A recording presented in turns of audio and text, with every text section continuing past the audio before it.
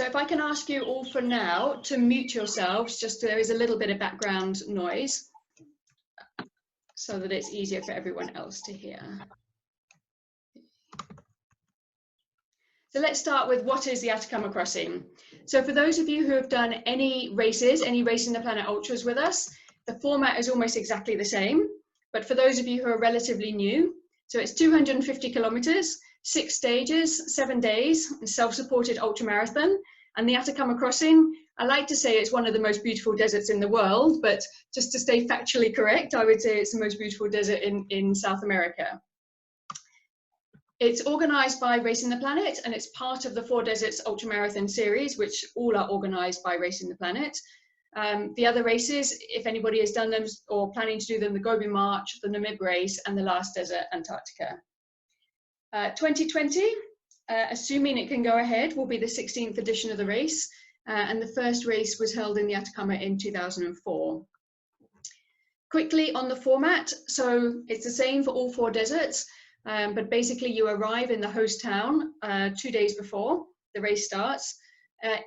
The race will start on a Sunday, and every day of the race, it starts at the same time, and everybody starts at the same time. You start running, it's normally 8 AM. You run through your checkpoints along the course, and once you get to the end of that stage, then that's camp, and then your time stops and you get to rest and recover and sleep and eat and drink and stretch and socialize and whatever else you might want to do until the next morning when everybody starts again at the same time, and repeat that for 4 days before we get to the long march. Along the course, it's marked the entire way with pink markers, a combination of flags, ribbons, sometimes spray. So it's always line of sight, you don't have to have any navigation. And there's a checkpoint every 10 kilometers or 6 miles along the way. And at the checkpoint, you'll find a very cheerful team of volunteers, at least one doctor, in case that you need any help or want to ask any questions. There's shade, and then most importantly, where you can top up with water. At each of the camps, the tents are set up for you. Post-COVID, the tent situation may be slightly different, but currently it has been based on having 6 to 8 people sharing one tent. There's cold water at each of the campsites, and there's also a campfire and hot water for preparing food. So moving on to more exciting parts of talking about the race itself. So this part here is the distances. You can find all this information on the website. It's racingtheplanet.com/Atacama Crossing/course. So this is not new, but it's good for you to have a quick visual of it here. Generally, we say it's approximately 40 kilometers or approximately 20 miles, 25 miles for each stage. And then there's always a long march, which is double that, more or less double that. And normally it's on stage 5, and for the Atacama Crossing, it is on stage 5. The 2020 edition, so stage 1 starts on Sunday, the 26th of September, stage 2 on Monday, the 27th, stage 3 on Tuesday, the 28th, until you get to stage 5, which starts on Thursday, the 1st of October. Everyone will start at the same time, or more or less the same time. The leaders will be finished, if not before it's dark, then shortly after sunset. And the last people will take 24 to 30 hours to complete it, so they'll go through to the next day. So stage 5 takes place over 2 days, but for those leaders, they get a much longer rest, so they'll get a full 2 nights in camp. And then stage 6 is the final sprint to the finish on the Saturday after the last day of the race. On the elevation chart here, again, this is on the website, but it's good to see it visually, and I'm taking this opportunity whilst I have your attention to show it to you. It looks a little like it's downhill with some big lumps in the middle. It will never feel like it's downhill. Even stage 1, where it looks like it's a lot of downhill, it won't necessarily feel like that, but it's good to know what you have in store. And I'll go through this stage by stage shortly. So starting with stage 1, which is called Navigation by Rock, what you can see here is I've just taken a screen print of what that elevation chart looked like when it was in the full chart. brief summary of this before I look at the more detail of that chart and what terrain you can expect where. So be careful at the very, very start, because it's normally a very steep start out of the gates. And the last thing you want to do is twist an ankle rushing out of the start line. It starts with wide open terrain. You then go through some small canyons, but they're beautiful, but they're very easy. You're then in the downhill, the long downhill section, which on the elevation chart looks like it will be simple, is actually wide open desert, very rocky. And with lots of little kind of ravines and bumps going in there as well. So it's not as, the downhill is not as straightforward as it might look. And the final section, which doesn't look so bad on the elevation chart, is actually a very long, slow uphill in a wide open canyon that you're normally going through in the afternoon, so it does get quite hot. I guess what is key here is that you're starting at the highest point of the course. So you're starting at 3,300 meters. I should have the feet in front of me, but I don't. It's about 10,000, 11,000 feet. It is quite high, and you will definitely notice it, but it is the highest point of the course. So the good news is it gets better after that. And we've never had anybody with any serious actual altitude sickness, but you will feel the altitude, you will feel short of breath. You will feel the effects of the fact that there is less oxygen in the air. So what I've done here, assuming you can all see it, is I've taken that elevation chart and I've stretched it out so you can sort of see how the terrain looks along the way. So I said, to start with, it's relatively flat open. It's quite nice. It's not a road or a track, but you can see up here, it's quite nice. Top left-hand photo, it's quite nice open running.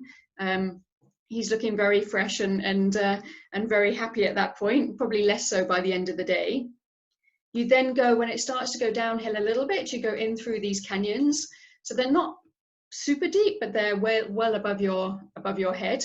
And they are beautiful, and you get to get some shade there, and you can see there bits of it are very, very narrow, but terrain-wise is not too challenging, although there is a little bit where you'll have to crawl through.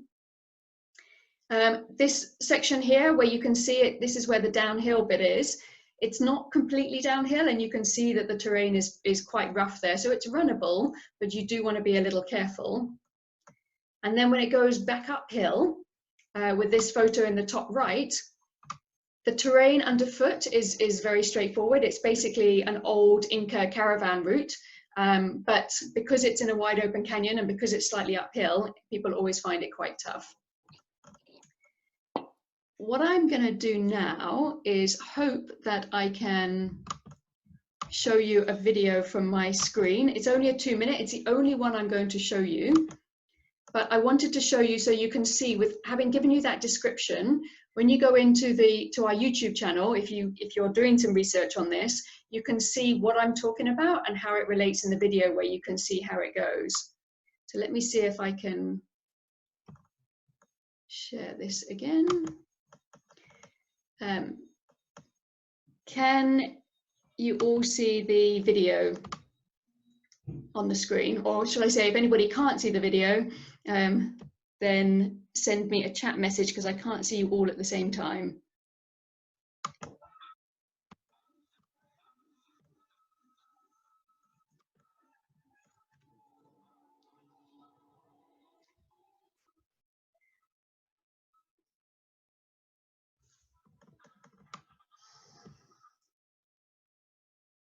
It's moving pretty slowly on my screen anyway.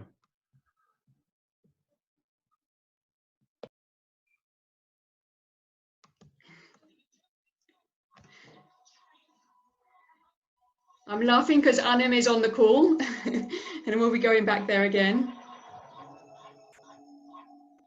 So there's the canyon.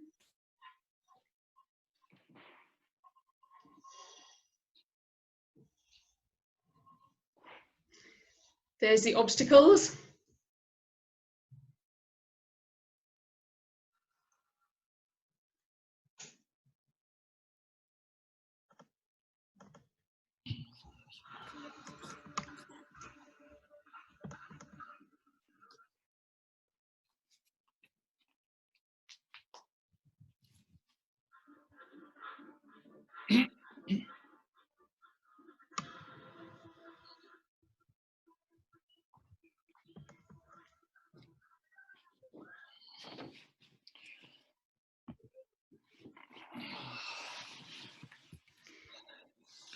And this is the long, slow road. So you can see the terrain is nice, but people do struggle on there.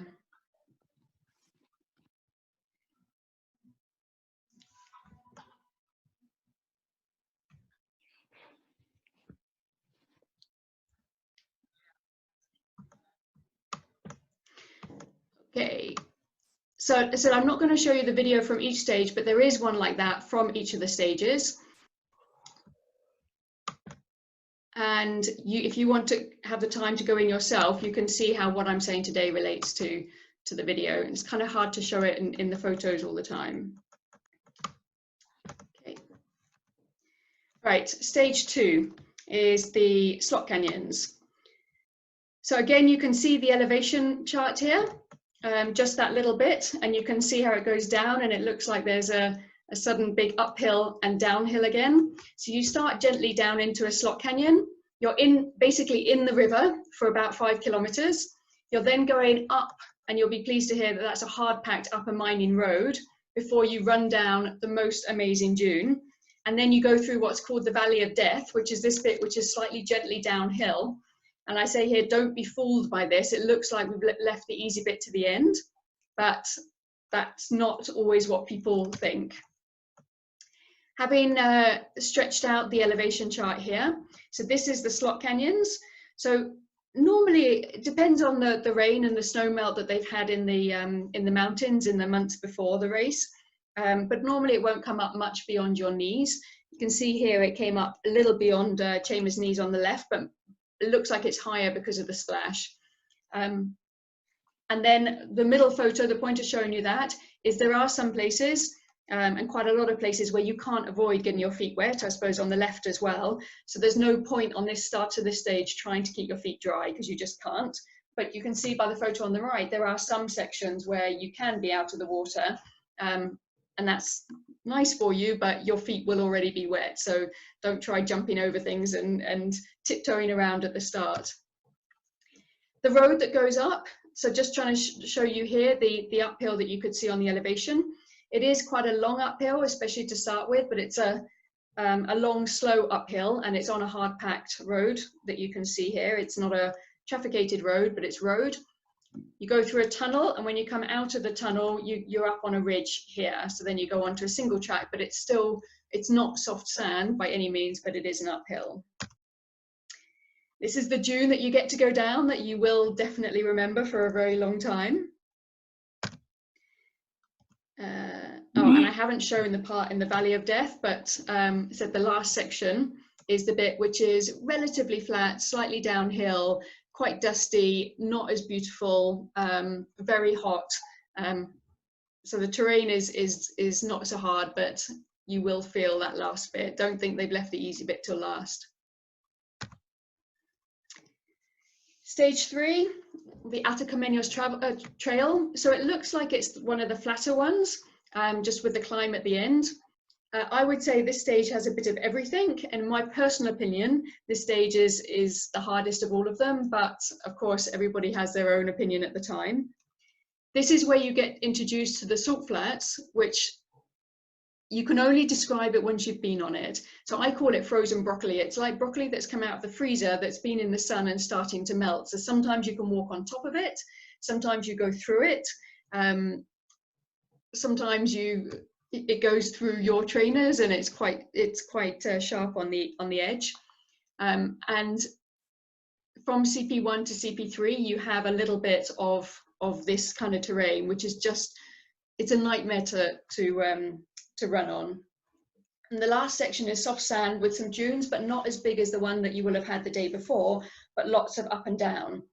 And the other key thing on here is that you can hear the camp for probably about 3 miles or 5 kilometers before you actually get there. So you think that you're nearly there, and then you've still got quite a lot of ups and downs to go. Looking at against the elevation charts, I said it's not actually that much elevation compared to some of the course. It starts on a flat, hard-packed terrain on the left here. Appreciate that terrain. It may seem like it's not as exciting, but you'll be able to run and get ahead, and it'll be cool in the morning, so it's nice to start there. And then this photo in the middle is trying to show you what the salt flats look like. They're definitely not flat. And and they're not that comfortable for running on.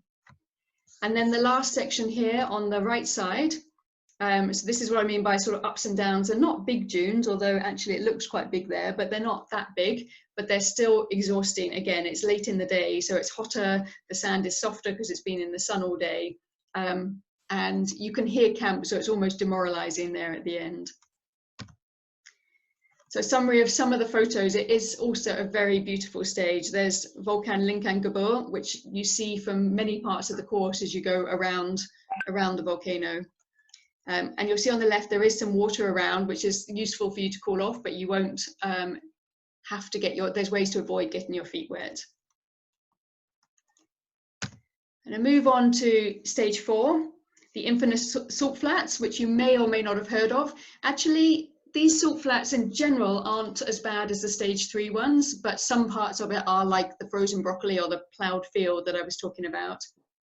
You start with an uphill, but it's a gentle uphill, but it's a uphill all the way before you have another steep dune going down. It's not as fun to run down, but you go down into a nice green valley, which is nice to have some cool water in there, but you will likely get your feet wet. Again, it depends on the rains the month before. Before you have a very long section across the salt flats, and it's generally not as hard as the day before, but it's very long. There's no shade. It's mountains in the distance. You're boiling hot where you are, but you can see the snow-capped mountains around you, and the white of the salt reflects off, so it feels can feel even hotter in there. And then you have the final, it's inverted commas, easy section going into camp, which is just easier terrain, and you'll need to just enjoy that before you get to camp to rest before you have the long march the next day.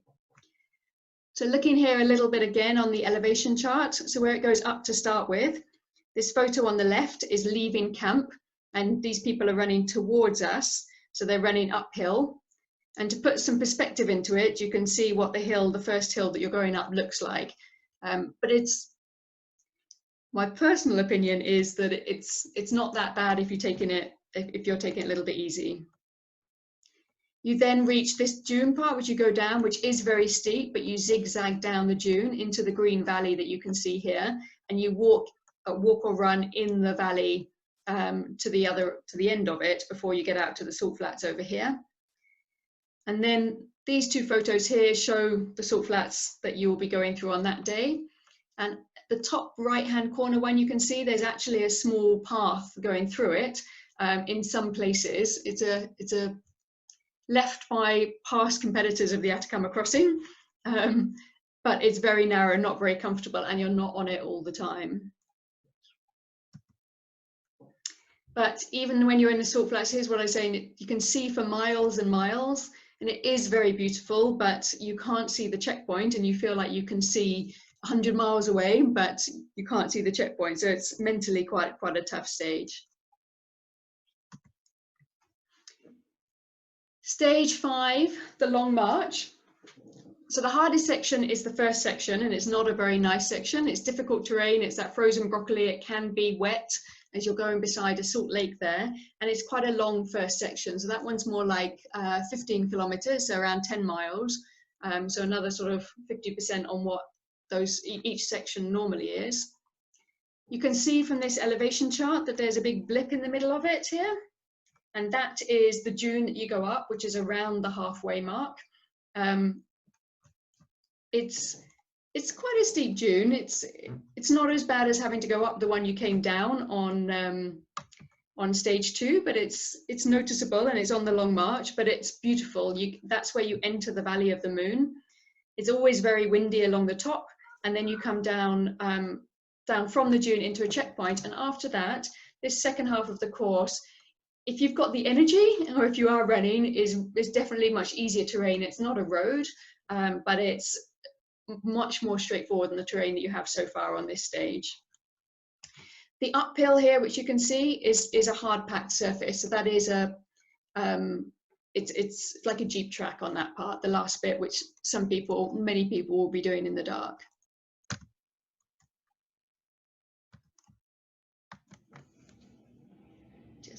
Next slide.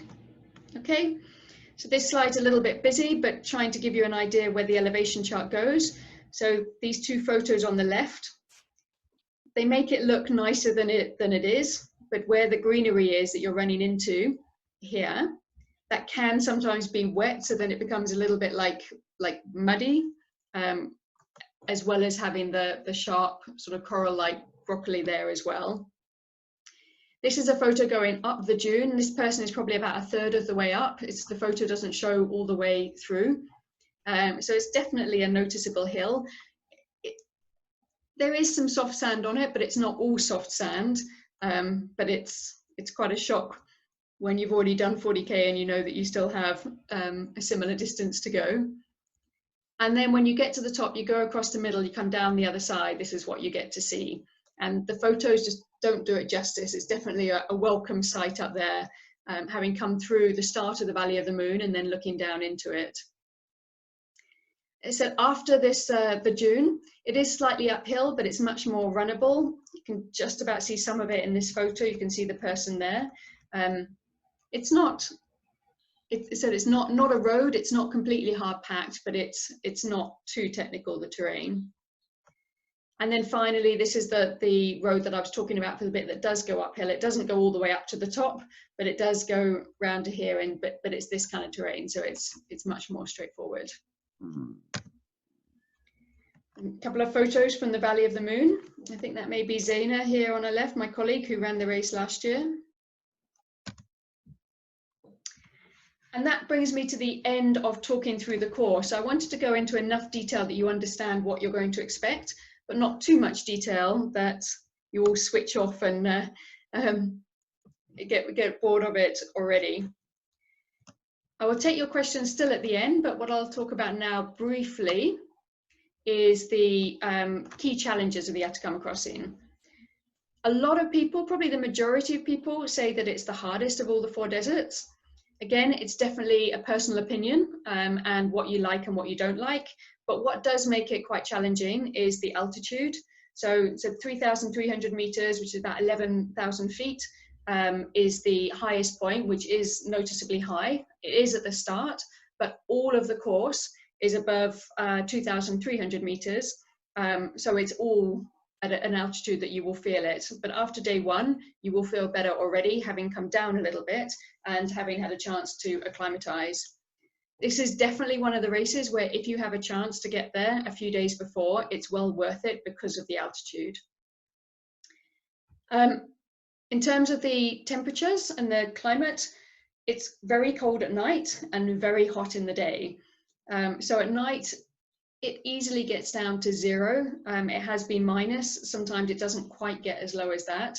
It's quite nice for the body to recover, but it means that I highly recommend that you don't scrimp on, say, a sleeping bag or your warm top. And it makes me recommend that you bring a sleeping mat, which is not a compulsory item, because it's good protection, not only from the rocky ground, but also from the cold. And then it is very hot during the day. So most days in the middle of the afternoon, it will get up to close to 40 Celsius, so over 100 Fahrenheit. It's very dry climate there, very dry atmosphere. So your lips get chapped and it's a very hot sun. So you also make sure you take plenty. Somebody who didn't put any on, I'm sure you will, I hope you will after that. The terrain is very, very varied, and probably a lot more than 70% is off-road. None of it is actually on a road, but probably 25% is on hard-packed terrain, which is relatively easy to run. The other terrain, for road runners, it makes it very difficult because it's something they're not used to. So for trail runners, we're much more used to this, but some of it you just physically can't run, either because it's soft sand dune going up, or for example in the in the Slot Canyon, you have a lot of rocks underneath that you can't see, and it doesn't make sense to try and run through there. So even the top runners will walk some of it. And some of that terrain is very technical, which is primarily what I've just spoken about. The other challenge is that you will definitely get your feet wet, definitely on stage 2, probably on stage 4, and maybe on stage 5. And of course, that can all change again, and we'll give you the details at the race itself, depending on the rains and the snow melt that's happened just before. So that is my summary of the course. Because I have everyone here, and because it was a recent email I sent out about the equipment, I'm just going to summarize very quickly on some key equipment items to give you an idea and try and explain it a bit more, and then give you an opportunity to ask your questions. So quickly, there are 35 mandatory equipment items. For those who haven't done a race before, that seems like a lot, but it includes everything from your shoes to your toilet paper to a safety pin. So it's not as bad as it looks when you first think, oh my goodness, there's 35 items. The key items that you should be looking at early for those doing the 2020 race, then if you haven't got these in place now, you should be thinking about them. Shoes, backpack, your hydration system, and your food. Optional items to consider, gaiters and your sleeping pad. And then the other items primarily is your sleeping bag, the emergency gear, and clothing. Shoes, quick summary, make sure they're comfortable. Probably the primarily reason, or the reason that most people don't finish a race, is because of blisters or issues with their feet. Make sure your shoes are hard wearing, even more so for the Atacama Crossing, because the terrain can be quite unforgiving. I've only known one person not finish the race because their shoes gave in, and we gave them a pair of shoes and gave them a big penalty, but I have seen a lot of shoes that have only just made it to the end. Think about not having too much mesh on your shoes, or having very good gaiters, because it is relatively sandy and dusty. Consider having your shoes 1 or 2 sizes bigger, because your feet do swell when you're going to be out there in the heat and in the wet for 7 days in a row doing this kind of distance. And just as an idea, there's no benefit to me saying this, but actually Salomon work relatively well because they don't have so much mesh, and they are quite hard plastic or solid plastic. So for this, they work quite well. The Hokas have survived, but they probably come off worse than anything else. But if you like Hokas, wear them anyway, and just don't come into the Atacama Crossing with a pair of Hokas that's gonna on their last legs, because they may not make it to the end. A Brooks or an Asics or something like that, they're fine, but they generally have quite a lot more mesh, so you need to have a very good gaiter if you do have those. Equipment, so your backpack, you're wearing this the entire time during the race, and it will, especially at the start, be quite heavy. So you want to make sure you have one which is comfortable. There are so many makes and models out there that would work. A couple of key things I would say. You want to try to keep it to 25 litres max. If you go up to 32 or 35, that's fine, but try not to fill it full. Obviously, the bigger it is, the more you can fit in it, the heavier it becomes, and the harder it makes it for you. OMM is a go-to backpack for people who just have no idea what to get and they haven't had a chance to share one. It's not there. All backpacks are expensive, but it's one of the not so expensive ones, and I don't know of anyone, I'm sure there is someone, but I don't know of anyone that absolutely hates it. It sort of seems to fit people, big, small. It's sort of one of those kind of go-to ones, but it's definitely not the overall best. WAA is one which was designed specifically for desert racing. If you're very organized and you plan to keep your pack to a minimum and go for the lightest, best gear, it is a great pack. But if you're not, it will drive you mad, because you won't be able to fit everything in it and you won't be able to find anything. And the other thing to say about that is it's 20 litres plus 5, so you almost have to have the front pack in order to fit everything in. And running with a front pack is quite different to not running with one. So if you haven't tried it before, then try it soon. Ultimate Direction, the reason we put this in as one of the highly recommended ones is because it's like a running vest. So it's designed like a running vest, but it's a bigger pack. So for people who like the vest type backpacks, Ultimate Direction is a good option. Hydration system, it is so important because you need to be able to carry a good amount of liquid, and most of the time that'll be water or water that you're adding something to. and you want to have it easily accessible so that you do drink it, and so you don't spend too long at a checkpoint. And you also want to have it so that you can monitor how much water that you have left, so you don't get thirsty, drink a lot, get to a checkpoint, and you run out already. The most common way of doing this is that people will have two 750 milliliter bottles on their front, and which you can see there where they can access it easily.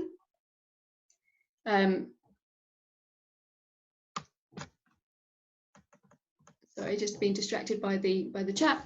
Okay, and the backpacks, some of them have bottle holder or holders for bottles on the front that you can fit the bottles into.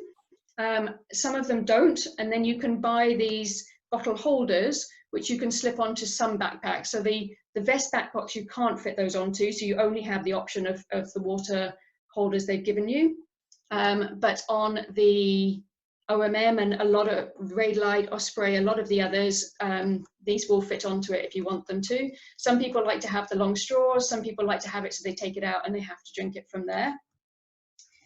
You have to leave every checkpoint with a minimum of 1.5 litres of water, which is why we say you have 750 ml, 2 bottles, 750 ml each, they're easily accessible, that you will fill up at the checkpoint.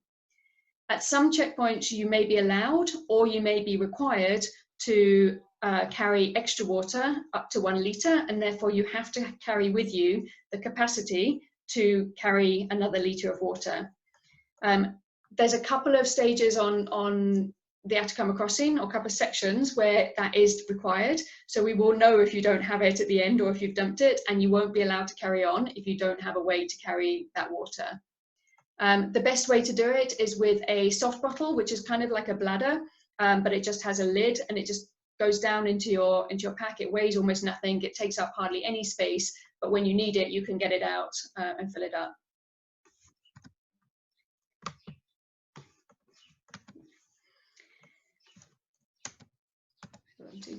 Okay, briefly talking about gaiters, seeing these photos up front.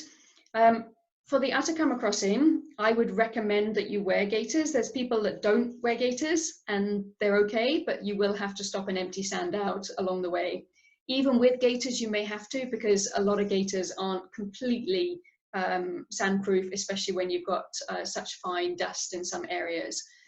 There's 3 main types of gaiters. The ones which I would say are most comprehensive and let least sand in are these longer ones. They obviously are a fashion statement of sorts. They are permanently attached to your shoe. So if you decide you're going to wear them, you have them on the whole time, and you can fit your foot in the top because it's a drawstring which gets bigger. So you can put it in there. And I think the reason that they are so much better than some of the others is because they are permanently attached. And you have to get them permanently attached to your existing shoe. You don't buy a shoe that comes with them. We then have these short ones that you can see a version of here. Those are the Raidlight ones. It looks like they've had some problems.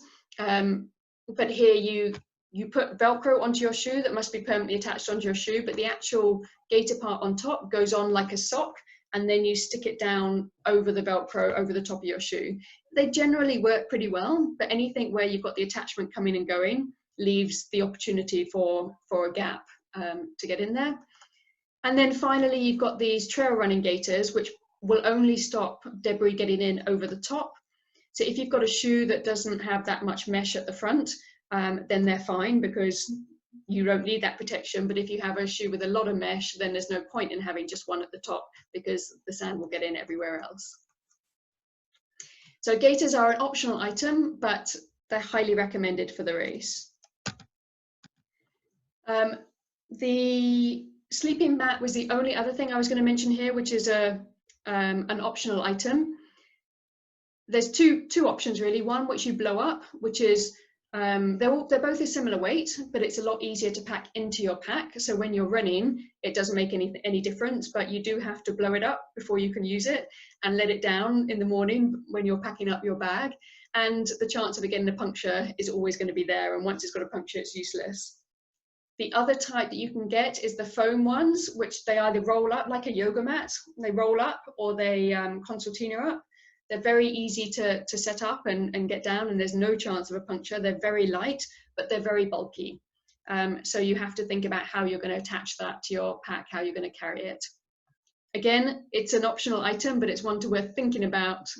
One worth thinking about early to decide if you want it, and if you do, which type you're going to get. The food I haven't mentioned here. It's a whole nother topic that we could have a whole nother call on. The only thing I will say is what you're thinking about is a relatively good breakfast, because you want to get some good calories in before you start the day. The race normally starts at 8 a.m., which means you, depending on how long it takes you to digest food before you can start running, you want to think a little more about what it is you're going to have. Some people will have a smaller freeze-dried food meal, some people noodles, some people an energy bar. During the day or when you're out on the race course, you want to have snacks because you're not going to have access to hot water to cook anything. Some people will use like a food replacement milkshake or powder of sorts. I still also recommend that you have some snacks or an energy bar or something, because when that stuff gets warm, and if you're not feeling 100% and that's the only option of what you've got to eat or what you've got to get calories in, if you can't take it in, then it will cause you problems. Not having calories will not help you finish the race. And then in the evening, you're looking at a full-on 800 to 1,000 calorie freeze-dried meal if you can. And depending on how many calories you want, you can add to that with either taking a small bottle of olive oil, which adds a lot of calories to it without adding too much bulk, or an extra snack like a mashed potato or a soup or a noodles or similar, or a Parmesan cheese, something that has a lot of calories that's easy to digest. Okay, so that brings me to the end of the part where I'm talking at you. So now I'm going to give you the opportunity for you all to ask me any questions. I'm going to let you unmute yourself or put your hand up and see how well it works. But if anybody has any questions, go for it now. Beth.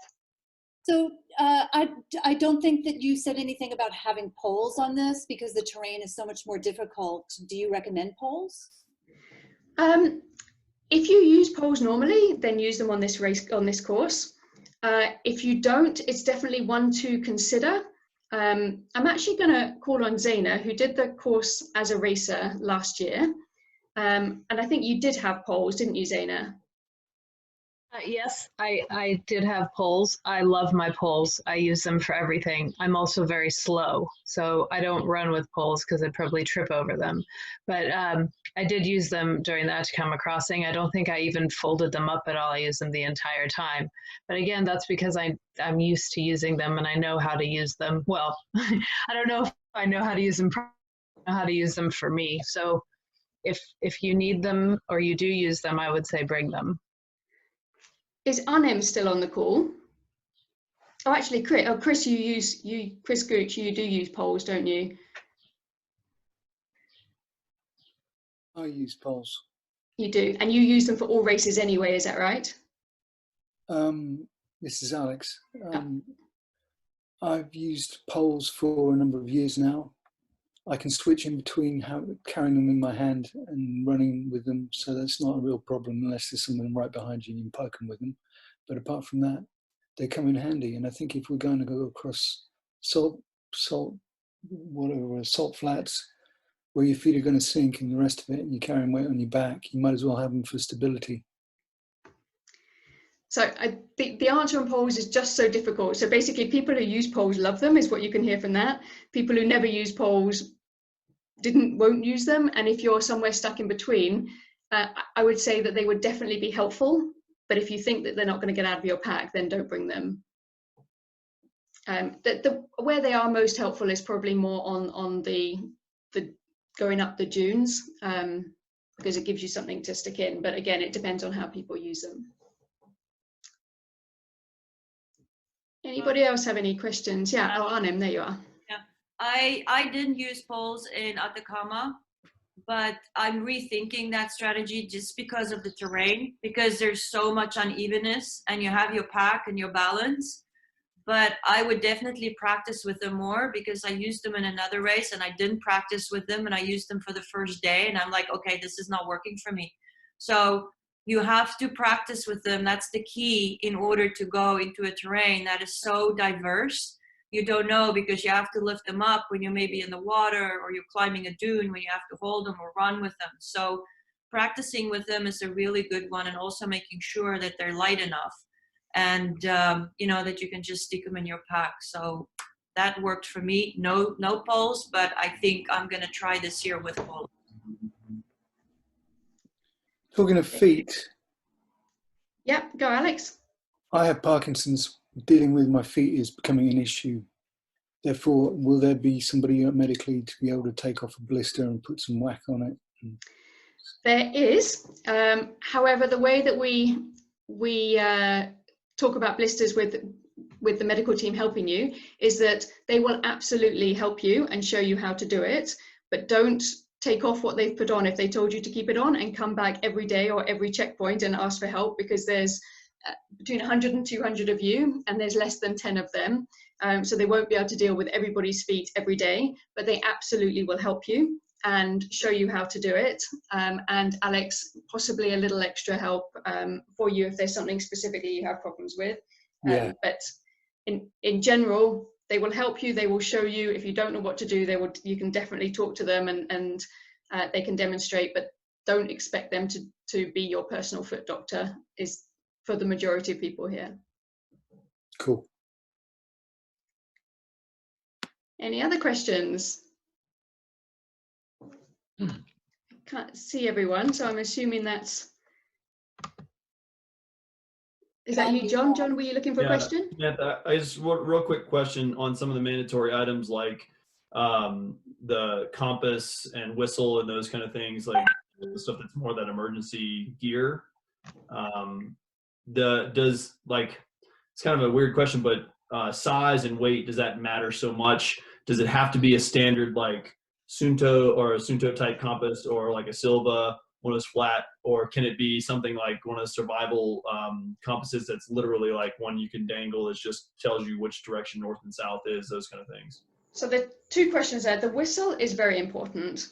To me, always assume that the reason you've got a whistle is if you were to, say, get lost or you needed to get someone's attention. So you want to have a whistle that is loud enough. So don't use a whistle from a cracker. And we normally say that the whistles on backpacks are not strong enough, the ones that come on the clasp. I think they're getting better now, but they certainly didn't used to be. For the compass, unfortunately, the majority of people don't actually know how to use a compass. And the good news on that is that for the race, you don't need the compass to navigate. What we do say to you is, if for some reason you can't see a mark or you can't see where you're going, then stop where you are. However, if you did have an issue, you want a compass that works, and you have to have a compass, but anything small that dangles off anywhere for that is, for us, will pass the test, but please think about it for you as to whether you would be using it. And I also do request you all to just do a simple Google search on how a compass works, so you at least understand the basics of it. Make sure it's the Southern Hemisphere. The one that I'm looking at, I mean, that I use anyway, I carry, it's a survival one. It's about the size of a pencil eraser, and it just hangs from a string. It just tells you which way north and south is. So. And that's fine. We prefer you, in fact, we require you to have a compass rather than using your watch, because watch batteries die. Any other questions? There was a question in the chat from someone about bathrooms. Along the course, there are not. Along the course, you go wherever you can, behind a rock, behind a tree, in the middle of the open if you have to, if there isn't anything else. But we ask that you just go 100 meters, or at least a reasonable distance from the path or any kind of water source or building or the like, so that we're not leaving anything behind. We give you a toilet paper bag, which is for we'll give you 7 of those to carry with you, which is for putting any toilet paper in, not your actual waste, but just the toilet paper, so it doesn't blow away and litter the desert, and you can then put that in a rubbish bin at a checkpoint or at camp. At each campsite, there are toilets. They're like portaloos, We'll be rethinking them a little bit to reduce any touch points. And there is, Arnim has a toilet paper bag. If anybody can see Arnim's, anyway, they're like the dog bags that you put dog waste in, but you're not putting your waste that comes out of your body in there, just your toilet paper. But the toilets at camp, so you must use the toilets at the camp. You'll find there's a little queue first thing in the morning and just before the race starts. So just plan your toileting a little bit, and they'll be there from when you get to camp until you leave the next day. And you must use those. You have to carry hand gel. You must use your hand gel, and we will have extra hand gel there. We do anyway, and we will even more so from now. Do you need to bury your waste? Yeah, we ask that you do, or you cover it just for when you're out on the course, not when you're at camp, because it's going into the portaloo. But yes, just use your common sense and think about what would be sensible, hygienic, and nice if someone else was to come along. You don't have to carry a shovel, but if you can bury it a little bit, it just makes it. I mean, I've done other adventure races, and I had to carry a shovel as well. So yeah, we don't require you to do that, but yeah, please be whatever it is, be nice about your waste. Kim, you have a question. Sorry, yeah, it's actually Paul. I'm on somebody else's iPad. Hi, Sam. Oh, sorry, Paul. I even recognise you. Sorry, too many people on the call. I'm getting old and I need a haircut. I desperately need a haircut. Yeah, my question was just around gaiters, really. Just your personal view would be useful. Whether to go, you know, the full ones, the permanent ones, or the ones that just stick on with Velcro, because of the amount of sand. I'm just sort of umming and ahhing over that at the moment.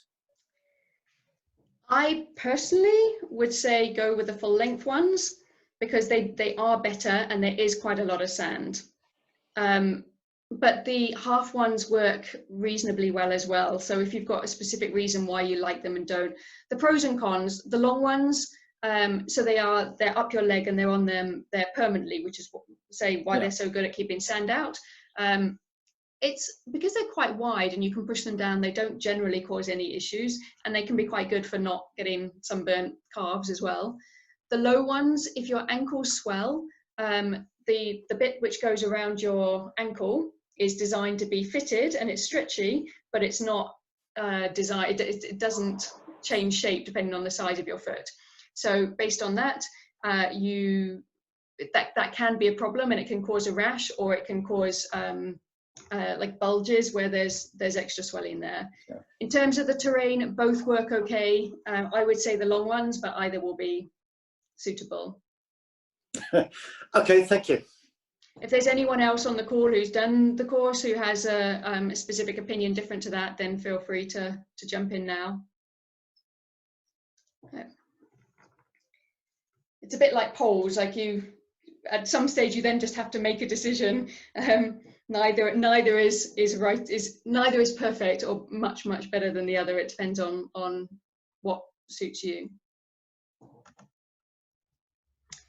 Okay, if there's any last questions, we're sort of coming up to the hour. We can go over, but I don't want to keep people longer than need be. I have a question. Yeah, I'll go for it, Mark. Yeah. Obviously, it will be a bit warm out there. In the videos, it looks as if it's also quite windy. Is it so? And if yes, does it have a cooling effect? It can be windy. It can be extremely windy. But generally it's not overbearingly windy. At the top of the dune on stage 5, it definitely is. And actually on stage 1, before you turn into the canyon, just before the last section, it can be very windy there as well. It generally doesn't have the cooling effect that you would like. Sometimes it's the complete opposite, and like running into or with into a hairdryer. And of course, it's always like you're running into the wind when you have it. So it almost has the opposite effect. It has the drying effect, because you're not sweating that much anyway, and then it wicks the sweat away from you more so.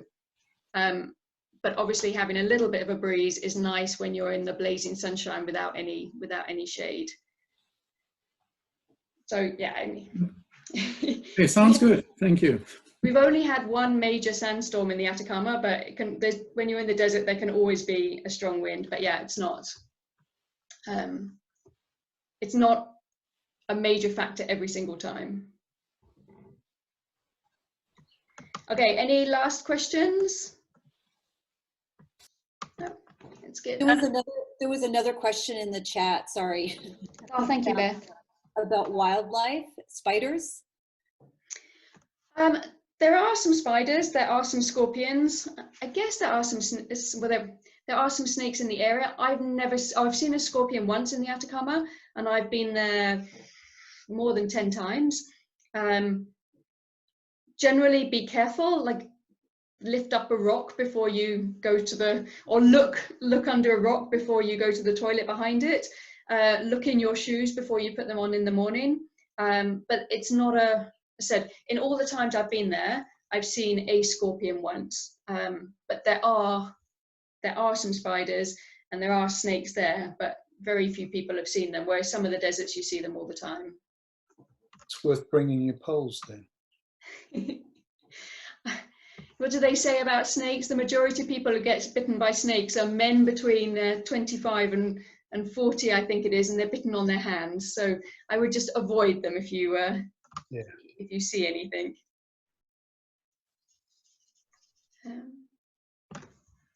Okay, that's good. Right, so I'm going to leave it at that now. I said, if you have any personal questions that I haven't answered or anything comes to you, please feel free to message me. And please do let me know just with a quick email if you would like me to send the link for this live recording, just to make sure that you do get it. If you would like it, I will send it to those people that I do know are here that I have the record of. Otherwise, yeah, I look forward to hopefully meeting you all in the Atacama Crossing this year, but if not, certainly in years to come, those who weren't planning on doing it anyway, and in case it's not possible to happen. Thanks, Sam. Thanks, Otherwise, everybody. I'd like to say, yeah, really nice to see you all, and we'll meet in the desert one day soon. Definitely.